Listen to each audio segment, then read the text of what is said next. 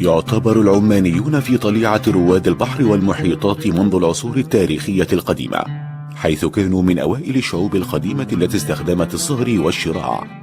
لذا فلا غرابة أن تصف المصادر السومرية القديمة أهل عمان برواد الملاحة البحرية.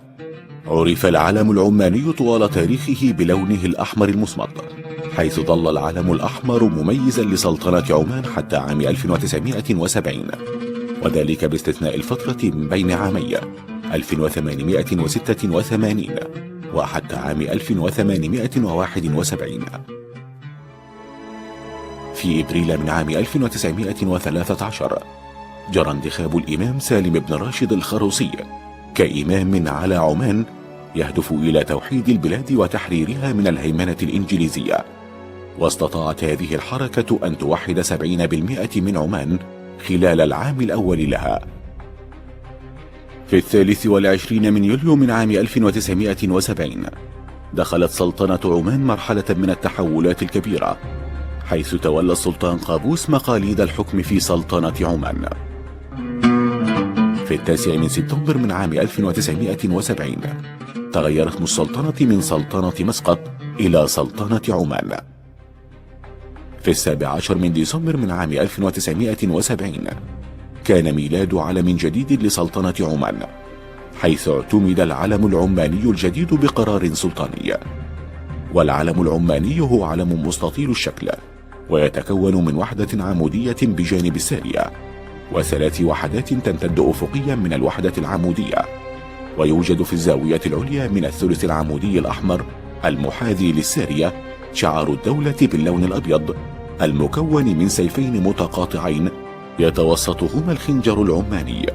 ولألوان العلم العماني دلالات عميقة في الوجدان العماني، حيث يرمز اللون الأبيض إلى الرخاء والسلام على أرض عمان. أما الأحمر فهو مستمد من العلم العماني القديم، ويشير اللون الأخضر إلى الخصب والنماء والزراعة في عمان.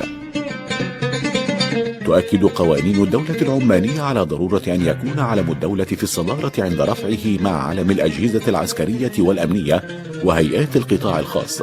وأجازت القوانين رفع العلم في احتفالات المواطنين الدينية والوطنية، شريطة أن يرفع بطريقة لائقة، وأنه في حالة الحداد الرسمي ينكس العلم إلى منتصف السارية.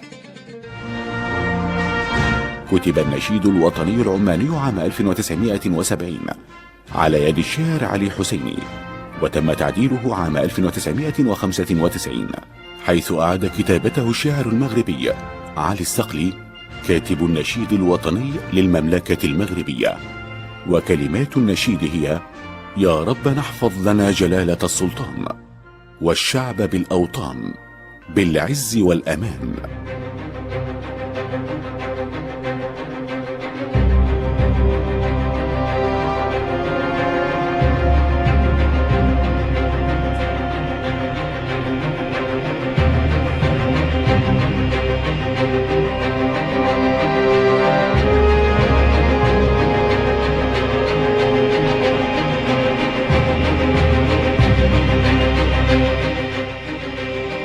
لون وقطعة قماش وهواء يمرر حكاية ترفرف في سماء وطن.